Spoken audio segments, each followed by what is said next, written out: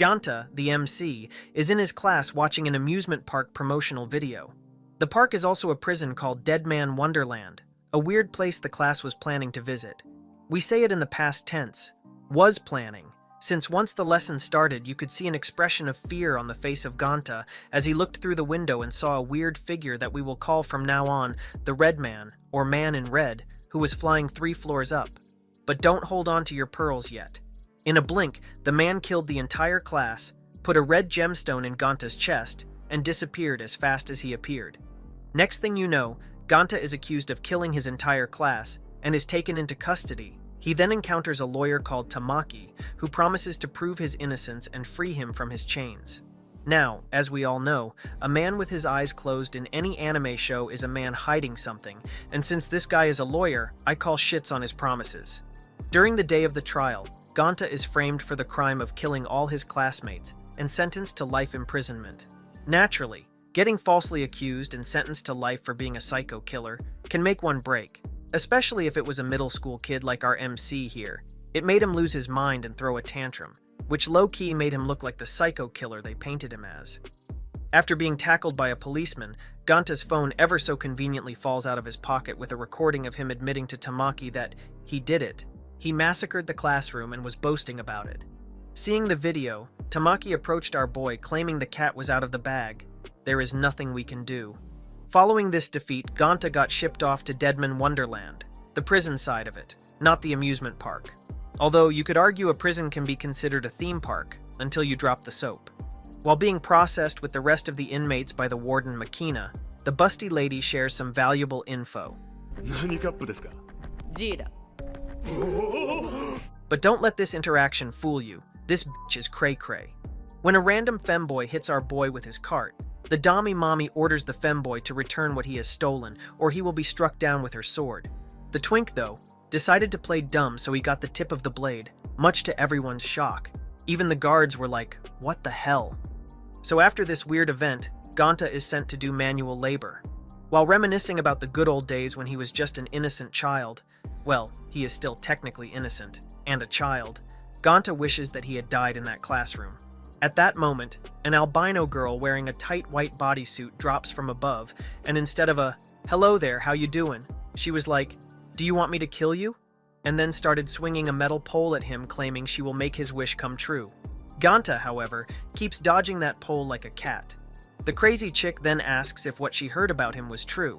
You know, the thing about killing his classmates. Yet before he could properly explain, 3 inmates appeared out of nowhere with a bone to pick with the poor kid. Luckily for him, the girl is a good fighter and stands up for his sorry ass until she takes a powerful shovel bonk to the back of her head. Ganta tries to play the hero but gets put down easily. Meanwhile, the lawyer prick is sitting comfortably in his office wondering if Ganta, the boy who saw the red man and lived to tell the tale, will rise above his hardship or get crushed. Speaking about getting crushed, as the bastards were kicking our boy Ganta like a dog, a water tank above them exploded and fell straight toward them. With the girl out cold, Ganta had to dig deep to find a way out of this predicament, as he now is determined to live, clear his name, and avenge his friends. Consequently, a sharp sensation surged through his chest. The gem implanted in him shone brightly, and Ganta's blood caused a blast that destroyed the falling tank. After the dust cleared, Ganta found out that the other guys didn't make it while Shiro, the albino girl, was just sleeping and was unharmed. Later, in the clinic, Ganta is treated by the resident baddie, Dr. Ray, who asks him if he did take his candy or not, to which the little lad answers, "Nope, didn't see any candy in my survival kit." The weasel named Yo apologizes for bumping into our boy, hinting that this may be why Ganta couldn't find his candy. The convo then gets cut short when the little psycho enters the chat demanding Ganta to play with her. She then suggests that they enter the race as a team to win lots of prizes. Yo takes this opportunity to explain that in this prison, nothing comes for free. To get food, drinks, candy, and even lessen their sentence time, they need to participate in deadly events for something called cast credits. As mentioned before, these credits are used to buy anything they need on the premises of Deadman Wonderland. Nothing is off limits. Yo then urges Ganta to participate in the upcoming dog race, since the winner will earn 1,000 points that he can exchange for a piece of candy. On his way to enter the race, Ganta gets stopped by the Double G, who asks him if he has read the instructions yet or not, to which the little fella answers, "Yes, ma'am." "Good. Knowing how we run things around here is what keeps the wolves in sheep's clothing alive," the warden said. Ganta then looked at her as she left, not to check her out, but to make sense of this interaction, as he obviously still hasn't read the manual or know what the crap he was getting himself into. Meanwhile, Yo makes a call to the lawyer who screwed our boy over to tell him that his mission is a success and Ganta will join the race. Now in the locker room, Ganta is approached by the snake Yo, who was about to hand him something right before the big dog around these corners entered the room. This bastard with the yee-yee-ass haircut is called Kazugi, a renowned martial artist who was arrested because he couldn't riz a chick. And if you think a man can't catch more L's than that, think again. This balding douche proceeded to beat on kids who don't measure to his thigh. Luckily, there was light at the end of this grim tunnel, the albino girl. Shiro walked over these losers literally and figuratively. Ganta couldn't bear to watch his new girlfriend get sucker punched, so he closed his eyes. When he opened them again, he found the baddie standing on business. With time up, the prisoners were ordered to move on stage while Yo was sent back to the infirmary. Before the race started, Ganta read very important info from his manual. The collar around the inmates' necks injects a deadly poison into their bloodstream periodically, and the only way to counter it is the candy given to them. One piece of candy can last a total of 72 hours to get those candy antidotes. This info makes our boy more determined to give the race a try. However, this race isn't your typical faster runner gets the dub. No sir. The track is lined up with deadly traps aimed to kill the participants in the most brutal ways. Meanwhile, the enormous crowds watch intently and cheer oblivious to the fact that all this is real, believing it's just theater and acting. Through each course, somehow Shiro with her bubbly attitude appears and bumps Ganta out of the way of danger. Even when going for the bungee jump, Shiro picks the wrong rope, giving Ganta the right one, but no worries. Shiro is a powerful girl, and she sticks the landing like a champ. Now fast forward to the final game. Only Kazugi, Shiro, and Ganta are in play. The game is simple. They need to keep the ball in their possession until the rest are eliminated. How eliminated? Well, of course, by falling to their deaths and being pierced by the spikes beneath them. After a long battle, lots of RNG, and this badass moment, Kazugi leads himself to an early grave. On the other side, Shiro, the one holding the ball, falls off. While she holds onto the edge of a block with her legs, Ganta notices how beat up Shiro is and realizes that she has been saving him all along, tanking the damage for him. Before she gets sent to oblivion, Shiro throws the ball to Ganta, accepting her death to ensure that her boy will win the game. Ganta, however, being the good person he is, ignores the ball entirely and saves Shiro from dying, which ends the game in a tie. Consequently, no one receives any points. Back at his cell, Yo is glad that Ganta is going to be his roommate and gives him candy as an apology for the candy he lost because of him. Naturally, Ganta thanks him and tells him that he will be in his debt. Hearing this, Yo puts on a maniacal smile. It is revealed that the director has put Yo on watching duty since day one. I assume Yo took the candy only to return it later so he could build this fake trust relationship. Speaking about the devil, while playing in his private room, Tamaki gets a call that the Mother Goose system has shut down. Hearing this, Tamaki has a change of nature, as failure in this system would mean death for everyone as explained in his monologue. Meanwhile, Yo then treats Ganta to some ice cream as a congratulations for surviving the game he was in. Although happy with the gesture, it still felt bittersweet for Ganta since the last time he had ice cream was when he had it with his now dead friends. Before even having a little bit of that deliciously looking ice cream, Ganta feels a pain in his chest as the gem shines through his clothes. Looking above him, he sees that same red man who killed his classmates soaring through the air. He then conjures a tornado, killing the people in the vicinity from its impact and sending everyone and everything flying. Blood spews out of Ganta's chest, and in his rage he fires a blood bullet at the man in red, hitting him right in the face. Sadly, though, it didn't faze that powerful beast or even leave a scratch, and he just disappeared. Ganta then falls unconscious due to exhaustion. Waking up in the hospital, Ganta finds Shiro right at his side trying to cheer him through conversation, but he is uninterested to say the least. He had realized that the man responsible for all the crap he has been through so far was hiding inside Deadman Wonderland as one of the inmates, and all he could think of is who could it be and how to find that bastard that took everything from him in the glimpse of an eye. Ganta then overhears some men talking about a powerful and dangerous inmate held up at a secret sector called G Block, and as a result, Ganta now believes that his man is there.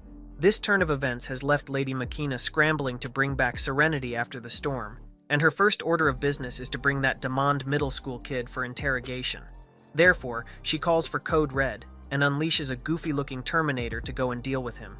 On the other hand, Tamaki is having his own deal with his boy Yo. For Yo to keep getting social credit from Tamaki, he has to stick by Ganta's side, especially now that Ganta has awakened as quote-unquote real guest of Deadman Wonderland. Back with the main man, we see him zooming through the corridors looking for G-Block in the hope of finding the Red Man. On his way, he runs into Yo, who explains that G-Block doesn't exist. It's just a myth, and he shows a map of the prison to prove it. That said, Shiro disagrees with Yo and tells him it has existed since she has been there. Suddenly, a security robot called Necro Macro spots the three of them and charges in to attack them without even a warning shot. After some tsundere behavior, Shiro saves the day by leading the boy into the vents, something she often does and will do a lot throughout the series.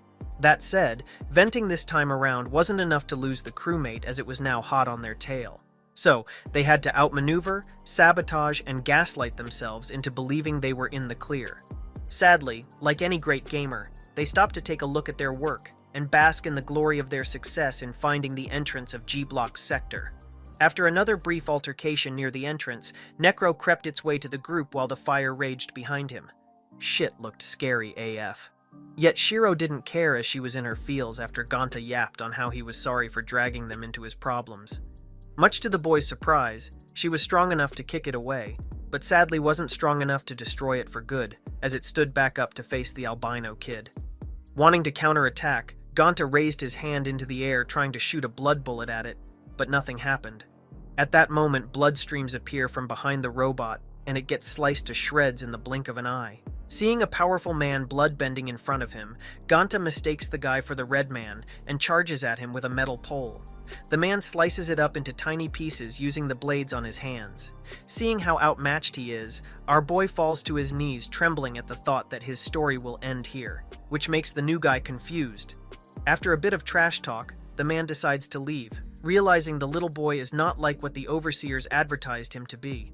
Ganta, however, wouldn't take this disrespect so lightly, and after a hint on how to use his powers, our boy uses his brain and his bloody hand to shoot a super-fast projectile at the mysterious man. The guy, in turn, tries to block it with his scythe bald, but it breaks from the power behind the shot, leaving him to tank with his well-developed chest muscles. If anything, the scene made me want to hit them push-ups. Jokes aside, taking that shot head-on was quite impressive, but not as impressive as Ganta learning he was barking at the wrong tree. The man introduced himself as Senji, or Crow. Senji explains that in G-Block they use codename, and Ganta's codename from now on is Woodpecker. Furthermore, after making it clear that he is not his man, Senji explains that these blood powers aren't as special as the little rascal thinks, and that many others like him exist with the ability to control their blood. The abilities to control blood are called a branch of sin, and over at G-Block blood users are named Dead Men. With the talking done, Senji tries to attack Ganta again, but finds himself weak against Shiro, since the big bad boy is a gentleman, and what Shiro is wearing doesn't sit well with his morals. Sadly, this funny moment gets cut short when a special unit appears, tranquilizing Ganta and Senji, as well as taking Shiro and Yo to an empty corridor. Now in a lab, Ganta wakes up tied to an examination table.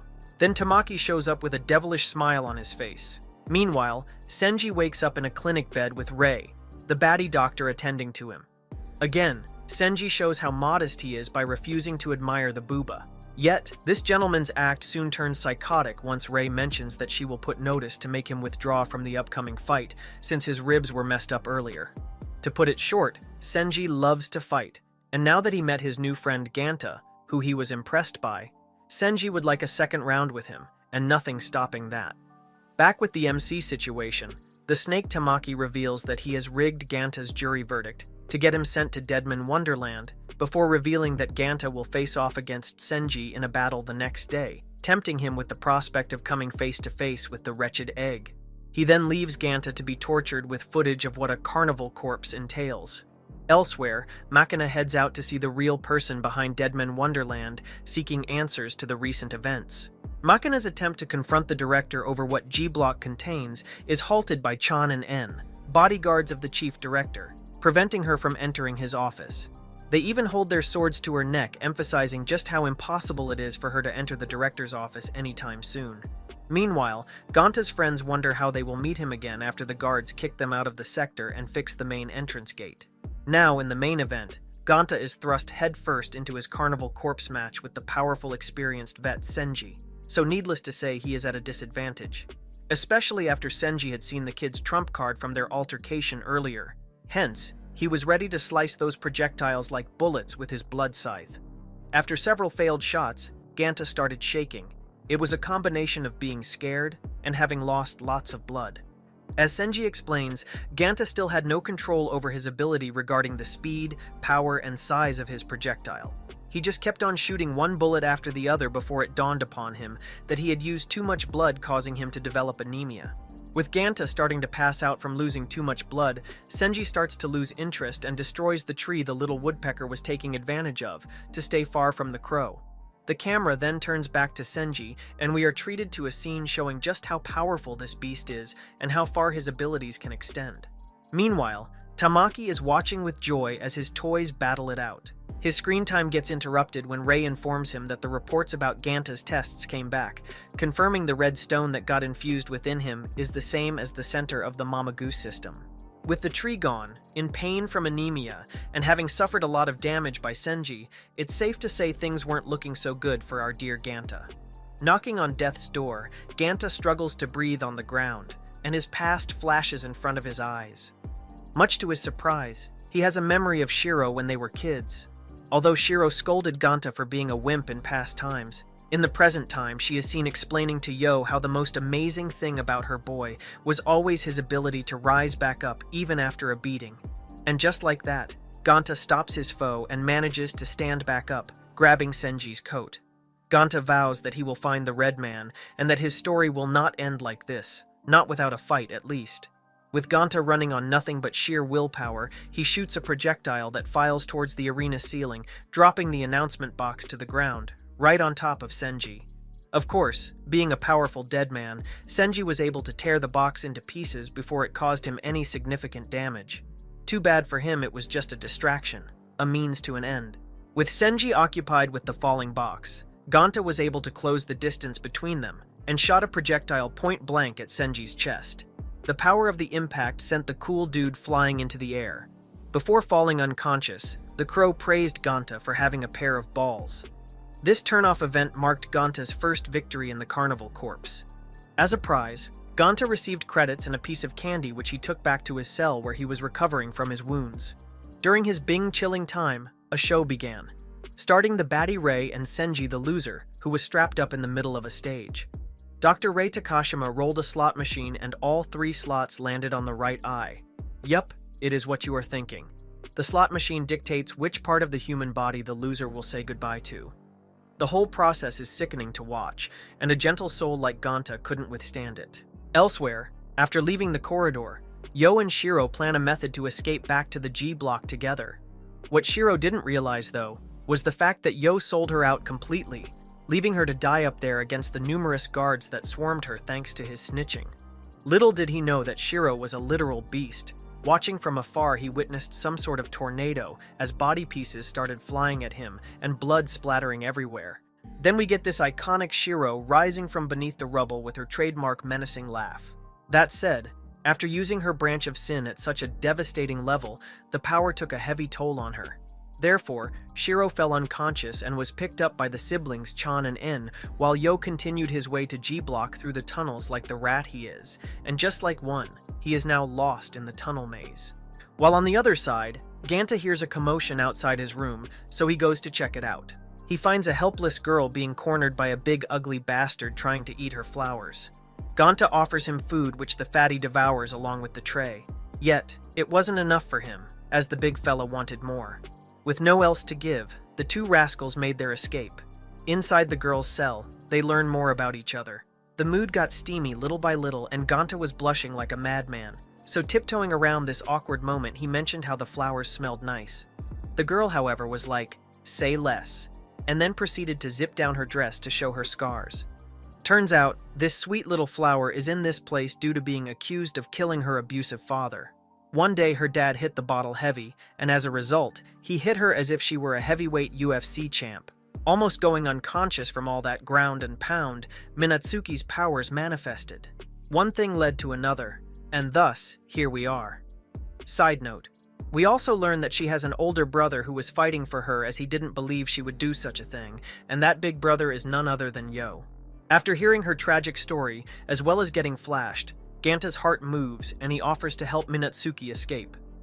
While on their way, the younglings manage to put on some decent performance knocking a guard, but sadly, Minatsuki trips and metal beams fall on the two. Ganta, being the selfless hero he is, jumps into action and shoves her aside from danger, harming his leg in the process. The guards came after hearing the commotion, only to find these two in the hallways. Those two are supposed to fight each other the next day in the Carnival Corpse match, but don't feel bad for them, not yet at least. From what was hinted via the convo between Tamaki and the real director of Deadman Wonderland, the little girlie is a strong fighter, one that cannot be underestimated. Now the day of the match, both fighters enter the arena. Ganta reassures Minatsuki that he won't fight her, and that together they may be able to find a way out of this predicament. Ganta even is seen attempting to forfeit. Minatsuki, however, had other plans. As soon as the real battle started, Minatsuki removed her whip earrings as swift as light to cut through Ganta's legs. Down on his knees, Ganta saw the other side of this thorny flower, the JoJo's villain side. I mean, look at her face. Tell me she doesn't strike you as a stand user.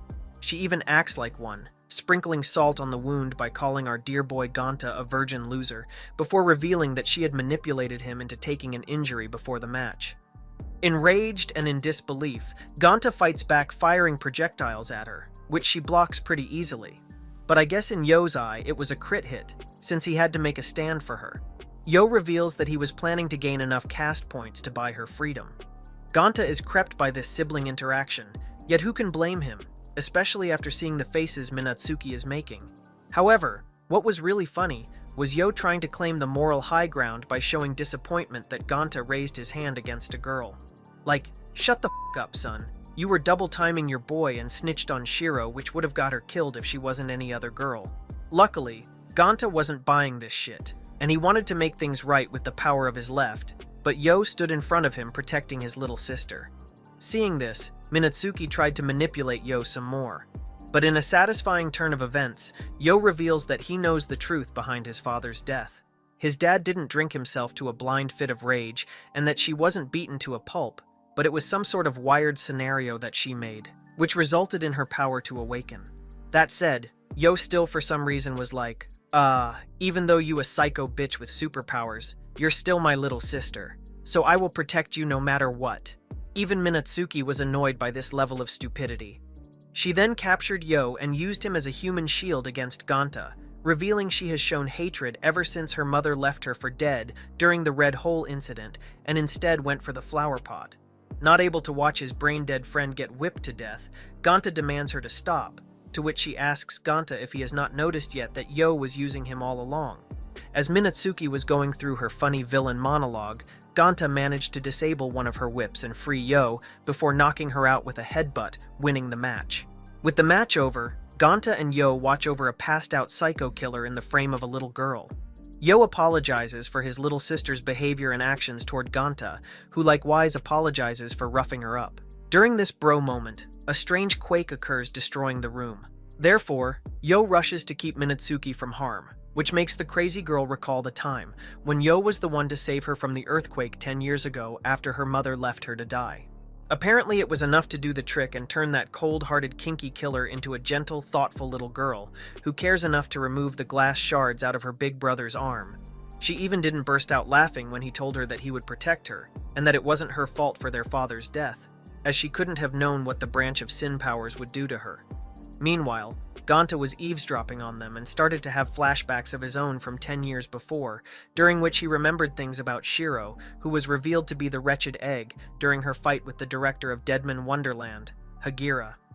Oh, also, as I assume you have figured out by now, Shiro is indeed the red man Ganta is looking for. But we didn't have to tell you that because you are smart. Please like and subscribe. Later, almost everyone in Sector G was seen hanging in the corridor with the guards, who were checking on them and the damages done to the infrastructure. Senji was also chilling in there. He met with his old rival Woodpecker and complimented him on his match. Furthermore, he gave our boy some tips and tricks. As he can't keep using his Ganta gun for every other fight, he needs to switch it a little. Ganta gun is the move our boy has used every time so far, with him extending his arm and firing a blood bullet. Senji tells him that the inmates came up with this cool nickname, yet Ganta doesn't like it and decides to rebrand his move after a special move Ace Man used to do. Ace Man is a cartoon MC that Ganta and Shiro used to watch when they were kids. The convo gets cut short by Yo's yelling. He is being chased out of his sister's room after he offers to bathe her to check for injuries. Poor Sanji caught a stray flower pot with his face giving him a concoction. Consequently, this left Ganta to hang with Yo back in the clinic. There, Ganta asks Yo what Shiro was up to before they split. Intrigued, Yo asks about the nature of their relationship, to which Ganta confirms that he and Shiro are friends and that he used to play with her when they were kids when his mother was still alive. During the flashback, we see Ganta holding a doll of Ace Man, and we can see how much it resembles the suit the Red Man wears, further proving that Shiro is him. After recalling some events, Ganta is pleased that he now remembers his good old friend clearly, and how she used to appear every time he was in trouble. He also wonders where she might be staying in this prison. Hearing all of this, Yo wonders if this mysterious girl is the same person Ganta is seeking vengeance on, especially after what he saw the other day in the watchtower. Sadly, the limp loser decides not to say a thing, and just remain on the sideline. On the other side, Makina is still in the dark about what's happening in this estimated establishment she's put in charge of. She suspects something major, something so outrageous is going through this place, and she plans to uncover it, as well as what Tamaki is planning for. Speaking about the devil incarnate, it seems he is planning to mass-produce dead men, but he can't as he needs samples from the origin, the wretched egg, which no one knows who they are except for the OG director. Therefore, Tamaki is praying for his soon downfall so he can take control of the whole park and learn the secrets of the egg. Back with the MC, Ganta walks in on Mina while she is getting dressed. Naturally, the girl is flustered and gets a bit aggressive. Ganta then explains that he is here because it dawned on him that she will have to play the Wheel of Organs as a loss penalty. However, Mina is chill about it. As it's not her first rodeo, she has already gone through it before and lost half her stomach and a kidney. Yup. And she spat that info out there ever so casually. That said, her brother didn't take it as such. To save her from this hellish place, Big Brother Yo went to recover the cast points that were stolen from him. Ganta decided to follow him, but he was stopped by a short-haired chick. Likewise, Yo was stopped by Tamaki, who blows his mind when he tells him that casts cannot be used to reduce the sentences of G-Block inmates.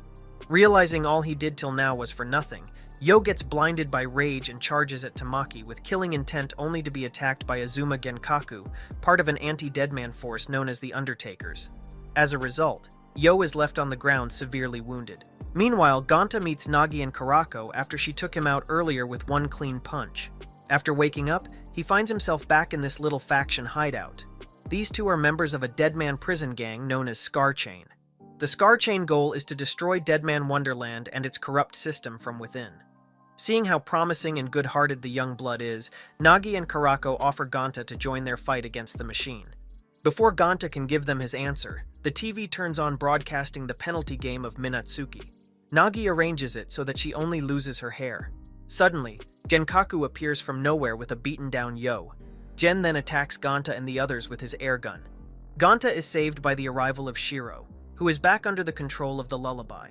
Seeing a new wacky contender enter the fight, Genkaku decided to retreat, especially after Shiro had dropped right on his guitar, breaking his weapon. Afterward, Ganta is introduced to the other members of Scar Chain, who oppose the prison and are plotting to expose Deadman Wonderland's secrets on Inspection Week. The upcoming week seemed like a great opportunity to strike for Scar Chain, since there would be no games in that week at all. Nagi urges his team members to avoid fighting the Undertakers at any cost, and if they do encounter any of them, then they have to run as fast as they can. While planning for the big move, the members of the Scar Chain made fun of Ganta for claiming that Genkaku dispelled his bullet, when in reality, after pulling the footage the intelligence guy had, it showed that the monk just dodged the bullet. Also, to add insult to injury, Bundo, the intelligence guy, went on and started insulting Ganta and his abilities to fight. This whole debacle caused Ganta to become distrustful of the Scar Chain. He dissed their org, gave them a piece of their mind, and left along with Shiro. Ganta later meets with his boy Senji to learn about the Undertakers and confirm if they can indeed nullify a branch of Sin Attack. What he didn't anticipate, though, is Senji getting pissed off hearing this. After their fight, Senji became a massive fan. He wants a first-row seat to Ganta's every single showdown, especially if it was against an elite force, like the Undertakers. When Ganta explains he didn't do it on a whimsy but got dragged by the Scarchain faction and their leader Nagi, Senji settled down. The crow now has the full picture. Ganta then asks about Nagi. Who is he? Where is he from? And what drove him to his point? Ganta wants to know whether this Nagi guy is trustworthy as he represented himself, or if he is full of shit. Senji complies and starts spilling the tea. Turns out, Nagi's first match was tougher than most. He was forced to fight his wife in the Carnival of Corpses. Since he wasn't planning on harming a single strand of hair on his dear wife's head, Nagi threw the match and had his vocal cords taken out. However, that wasn't enough for the Deadman Wonderland higher-ups, as they later accused Nagi's wife of rigging the game. Nagi tried to escape with her, but she got killed by none other than Genkaku. Ganta headed back to his room and found Nagi waiting for him with Shiro. Ganta then apologized to Nagi for what he said earlier and agreed to join his cause. Nagi explained that it was all right. After all, he wasn't out for revenge. He only wishes to mourn his wife in the open air and return to his daughter who is waiting for him on the outside. Later at night, Ganta promises to take Shiro on a Ferris wheel when they escape someday. Elsewhere, we see the crazy monk practicing his air guitar. He wonders, who the hell was that albino girl? One of his comrades, a little girl, tells him that it doesn't matter who she is as long as they kill her. Soon after, the guards come with a new guitar gun, and with it, along with the info Bundo has given, the Undertakers are good to go. Yup, you heard that right. Bundo the tech guy is a double agent. Good thing Ganta didn't join them. Editor, the clip please. Oh, brother, this guy stinks! With the MC on board, the group is sure to succeed. Scarchain begins its operation to leak information about the dead men to the outside world. As Nagi and Rakuro go to the security room, Ganta and the others are chased by an acid-spewing robot. Kurako threw the flash memory to our boy and opted to stay behind to save the others. Ganta tried to go back and help her, but he got held by the members. After a short trip on memory lane, Kurako is empowered to fight off the acid-spewing robot and destroy it. Sadly, she fell with the robot while declaring her undying loyalty and love for Nagi. Meanwhile, Nagi is betrayed by Bundo and confronted by an Undertaker named Hibana Daida, who uses a special weapon to neutralize his branch of Sin. At that moment, Nagi realizes that he had indeed f***ed up. Ganta was telling the truth all along. Their blood powers can be dispelled. Meanwhile, the group is still waiting for their leader to open the door for the elevator. Little did they know, their man was being cut piece by piece like a steak by the little psycho. While wailing on him, Hibana slips some info about how her mother used to punish her. Nagi puts 2 and 2 and figures out that his foe is the kid who sliced her kindergarten mates into small pieces. He then notes what a monster she is, and further provokes her by mentioning her abusive mother, who is seen hanging from a rob in a flashback. Losing all her wits, Girly starts swinging that big-ass sword left and right, trying to strike Nagi as if he was a fly. After a couple of attempts, Hibana manages to strike his arm. However, it was all according to the madman's plan. He wanted his arm to get chopped off so he could create a huge blast using his blood powers and activate the elevator for Ganta's group. Unfortunately, while they were laughing, enjoying the moment of immediate freedom, Genkaku appeared behind them along with his men and opened fire on everyone. Only Ganta and a few others remained to carry the chip containing the information. Before Genkaku can finish off Ganta, another Undertaker shows up and tells Genkaku that they have to leave this instant. Genkaku agrees and leaves, but not before promising Ganta a private show soon enough. While bleeding to death, Nagi makes a call to the hideout, explaining how they were betrayed and that the chip was a bomb. As soon as Shiro heard this, she rushed full speed ahead in hopes of catching up to Ganta. And just like an angel, or more like a demon, Shiro busted out from a vent tunnel, grabbed the chip, and threw it immediately into a room on fire before it exploded behind her, causing her body to suffer burns. Shiro then looks at Ganta, glad she made it in time to save him. However, that sentiment isn't shared as the others along with Ganta saw that chip as their final lifeline out of this hellhole. Shiro tried to explain herself, yet Ganta, still oblivious to the fact that it was a bomb, angrily punched her in the face, telling her to leave at once. Disappointed by their failure, the remnants of Scar Chain return to their base to regroup and come up with a new plan. There they run up into Karaku, who is severely injured after her battle with the acid-spewing robot. When she asks what she missed, Ganta explains what Shiro did and how her actions made no sense whatsoever. Discussing their plans further, Bundo suddenly enters the room, and everyone is excited to see him again. Naturally, they ask where Nagi is, but instead of answers, Bundo loses it and demands that they tell him just who exactly told them that the chip was a bomb. Only then, guards charge into the room along with Kazuchi, an Undertaker. Bundo explains how much he will enjoy killing everyone in that room, and reveals that he was the person behind faking the video that showed Ganta talking to Tamaki about the massacre. Suddenly, Senji shoots into the room, tearing the guard and the Undertaker into shreds. After asking who is the strongest enemy, a member of Scar Chain explains to him that he already took out the strongest. Senji then starts targeting the guards who neutralize his abilities on impact. Bundo laughs maniacally, explaining that his attacks are being neutralized at 20 megapascals per second. After listening to what Bundo had to say, Senji changed his stance and swung his blades faster than the speed of sound, killing the rest of the guards before they could even neutralize his skill, killing them all with a sonic boom. Witnessing this, Ganta realizes how lame he is compared to good old Crow, who couldn't care less about this lot. He was just there to join his boy Woodpecker in on the fun. The group tries once again to convince him to join their cause. Senji, however, laughs, claiming that the outside world isn't any better than the inside, but on the contrary, here it's more straightforward. Senji further adds, "You're just a pack looking for an alpha to lead them, and I'm just not interested." He then leaves, no question, like a true Chad. Meanwhile, Nagi is being held hostage by Genkaku, who wants him to join them as an Undertaker. Genkaku then mentions to Nagi that he has been brainwashed into thinking that he has a daughter waiting for him on the outside. Nagi, of course, refuses to join the killer of his wife, so Genkaku starts torturing him slowly and injects drugs into Nagi, causing him to regain his real memories. While on the other end, Shiro laments her situation with Ganta. During her pouting session, she meets Todo, the one who told her about the bomb, and he drops some hints here and there that make me suspect that he's more than a new character, rather an old one. Detesting his weak self, Ganta asks Senji to teach him how to use his branch of Sin.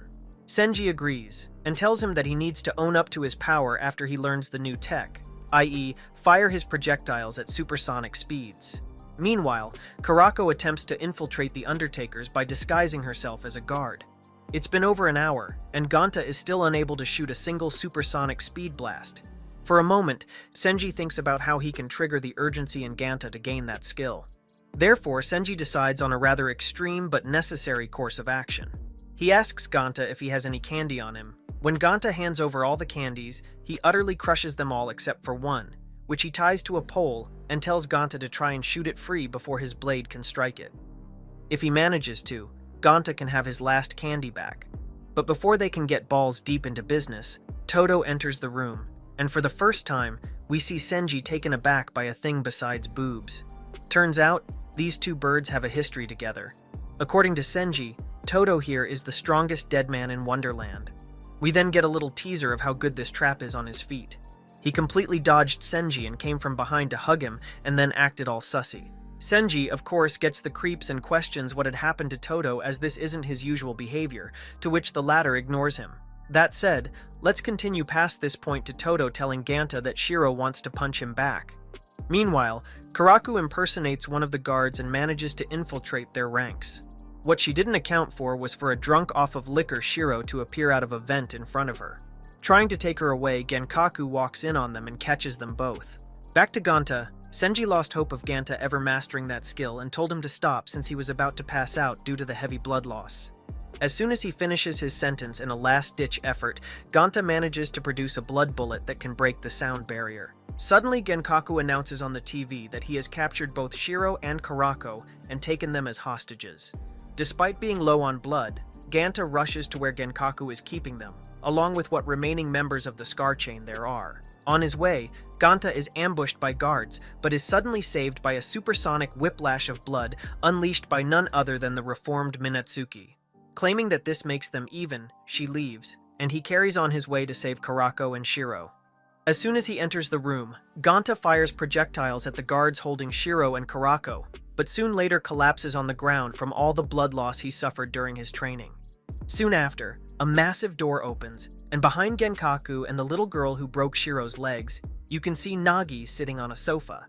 Nagi then starts crying, remembering that his child was killed along with his wife, and his powers rampage out of control, attacking everyone and taking out all the guards. Please note that all this has happened while the rock monk was shredding his guitar. Nagi walked up to Shiro in an attempt to kill her, but Ganta stood in front of him to protect his girl, taking all of his punches and trying to reason with him while the girls tried to talk to both boys to stop. Then, through the power of Talk no Jutsu, delivered by this show's MC, Nagi starts to come to his senses. Combined with the help of a little bell worn by a baddie and a bitch slap to the face, the leader of the resistance is back to his senses. Sadly, this is a dead man wonderland. Happy endings are not a thing, as Karako takes a stab right in the chest by Genkaku. Enraged at what Genkaku did, Ganta launches a powerful blood bullet at him that he barely manages to block. Genkaku then tells Ganta to calm down, that he didn't aim at any major arteries, and that she will live. He has done so to leave the honor of killing her to Nagi himself. However, the latter refuses now that he has regained his senses. Therefore, Genkaku blows a hole in Nagi's with his guitar, taking him out. Now it's Genkaku's time to officially lose it and turn on his friends and foes. After a brief flashback of the monk's troubled upbringing and how he ended up here by killing his bullies, we see Ganta's time has run out, as the collar begins pumping poison into his body due to not having any candy in a while. On the other side, Hibana tries to escape, but is killed by Todo, who had managed to obtain Senji's abilities after drinking his blood. From one psycho to another, Shiro enters the wretched egg mode, thanks to the stone in Ganta's chest. When it started glowing, Shiro's legs were fixed up in an instant, and she was able to stand up. Half the body of both Ganta and Shiro started to glow, and as a result, Ganta fired at Genkaku the strongest and largest blast he ever conjured. Genkaku attempted to get out of the blast's way, but Nagi, with the last of his strength, held Genkaku in place for the latter to meet his maker. After the dust has settled, we see Karako tending to mortally wounded Nagi. Before dying, Nagi gave Ganta his last piece of candy and thanked his lady friend for enabling him to feel the raindrops one last time. Soon after, as Tamaki makes some calls, we see Karako and others escape. Apparently, Lady G Cup has recovered Ganta and Yo back to her sector, and she is planning to question them about their whereabouts in the last 11 days they disappeared. Speaking about the main man, he decided to stay behind so he could protect his friends. Consequently, this turn of events makes Todo fascinated with Ganta's branch of sin, eager to know how it tastes. At the end of the episode, Shiro sings a lullaby to Ganta, who remarks that he last heard the lullaby just before his classroom was attacked by the Red Man, and asks her to stop as it reminds him of that day. And that's about it. The anime ended on a cliffhanger. Thanks for watching, like and subscribe.